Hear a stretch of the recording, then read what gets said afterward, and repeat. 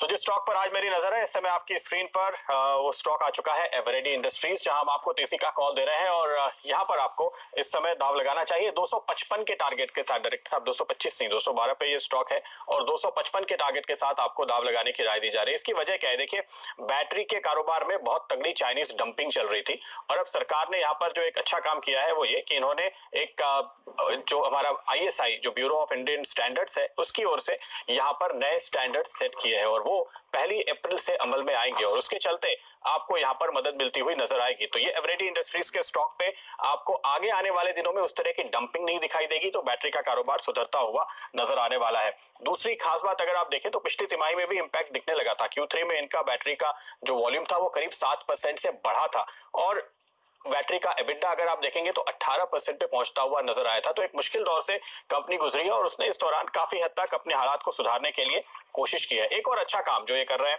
इनके पुराने बैटरी का कारोबार है, टॉर्च का कारोबार है, वो सब हम जानते ही हैं। इसके अलावा नए एरिया में जाने की कोशिश कर रहे हैं। इन्होंने करीब करीब जो कुंभ हुआ था अभी इलाहाबाद में उसमें आधे कुंभ की लाइटिंग का कॉन्ट्रैक्ट लिया था और ये एक नई डिवीजन है जिसको कहते हैं प्रोफेशनल लाइटिंग और ये नया कारोबार इन्होंने शुरू किया है। इस तरह के और प्रोजेक्ट बड़े बिल्डिंग्स के, बड़े इवेंट्स के इस तरह के कॉन्ट्रैक्ट से इसमें हासिल करने की कोशिश करेंगे तो एक और नया रेवेन्यू स्ट्रीम खुलता है और इस तरह की छोटी कंपनी के लिए इस तरह के जो नए रेवेन्यू स्ट्रीम होते हैं उसमें काफी ज्यादा पोटेंशियल आपको आती हुई नजर आएगी। और एक और कारोबार है इनका अप्लायंसेस का, वहां पर ये अभी तक घाटे में चल रहे थे लेकिन पिछले क्वार्टर में आप देखिए तो करीब 45 करोड़ की सेल्स आई है और इस साल का जो टारगेट इनका दिखाई देता है 140-150 करोड़ का, वो रन रेट अचीव होता हुआ नजर आ रहा है। तो उस लिहाज से आपको इस स्टॉक में पूरी उम्मीद दिखानी चाहिए कि ये भी यूनिट जो एक ड्रैग था वो अब दूर होगा।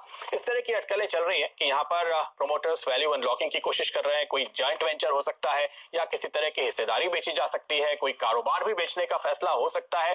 अभी तक मैनेजमेंट ने इसका खंडन नहीं किया है और वो ये कह रहे हैं कि हमारी बातचीत कई तरह की चल रही है। तो क्या होगा दरअसल फाइनली ये कहना मुश्किल है अभी ये सब अटकलों के दौर में, लेकिन एक बड़े अंडर परफॉर्मेंस के बाद अब आप यहाँ पर देख रहे हैं एक अच्छा मूव बनता हुआ दिखाई दे रहा है और पिछले करीबन महीने भर से आप देखेंगे कि यहाँ पर काफी अच्छी डिलीवरी के साथ बाइंग आती हुई नजर आ रही है।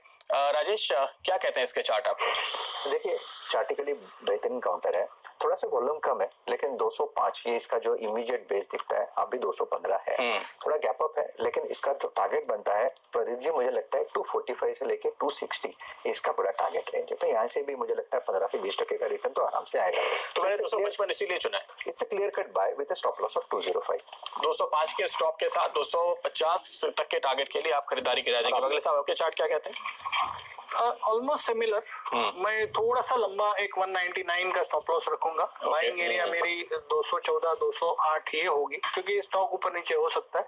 260 तक के टारगेट्स में की मैं बात करूंगा। ओके, तो 250 255 260 प्रकाश ये ना मतलब जब 2 डिजिट में था तो मेरा फेवरेट स्टॉक हुआ करता था फॉर द सिंपल रीजन है इसकी ब्रांड स्ट्रेंथ इतनी ज्यादा है। ये बहुत बड़ी बात है। ये जो बात हो रही है कि डील करना चाहते हैं तो मैंने सवाल पूछा एनालिस्ट से कि भाई क्या बेचेंगे, ये तो बहुत स्ट्रेन में है कंपनी ऐसे काफी समय से। उन्होंने कहा कि ब्रांड आप कहीं भी किसी गांव में चले जाइए और आप एवरेडी का प्रोडक्ट बेचने की कोशिश कीजिए, आराम से बिके। एब्सोल्युटली। तो इसकी जो सबसे बड़ी एसेट है वो ब्रांड है, थोड़ी इंटेंजिबल है और इन्होंने जैसे आपने लाइटिंग डिवीजन की बात की वो तो एक टेंजिबल, इन्होंने एक छोटी कैंडी बेचना भी शुरू कर दिया था। हाँ। जो 50 पैसे की जो रहती है वो थोड़ा सा रिलेटेड दिखा। हाँ, वो भी सक्सेसफुल रही because of the brand and the reach.